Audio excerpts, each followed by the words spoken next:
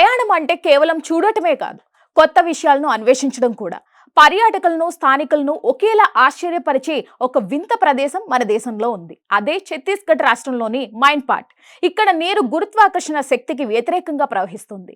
ఛత్తీస్గఢ్లోని సుర్గుజా జిల్లాలో అంబికాపూర్ పరిధిలో ఉన్న మైన్ పాట్ గ్రామం పచ్చని కొండలు, లోయలు మరియు జలపాతాలతో నిండి ఉంది. దీనిని ఛత్తీస్గఢ్ సిమ్లా అని కూడా పిలుస్తారు. ఇక్కడ ఉన్న ప్రధాన ఆకర్షణ గ్రావిటీ హిల్ లేదా మ్యాగ్నెటిక్ హిల్. సాధారణంగా లడఖ్లోని మ్యాగ్నెటిక్ హిల్ గురించి మనకు తెలుసు.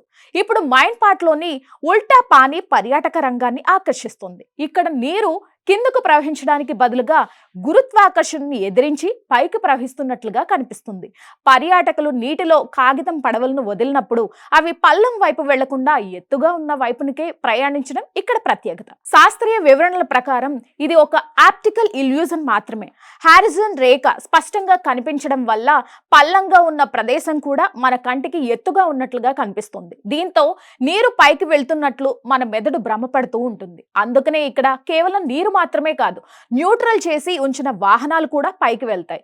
సముద్ర మట్టానికి అంటే దాదాపు 1085 మీటర్ల ఎత్తులో ఉన్న మైన్ పాట్లో ఇతర పర్యాటక ప్రదేశాలు కూడా ఉన్నాయి.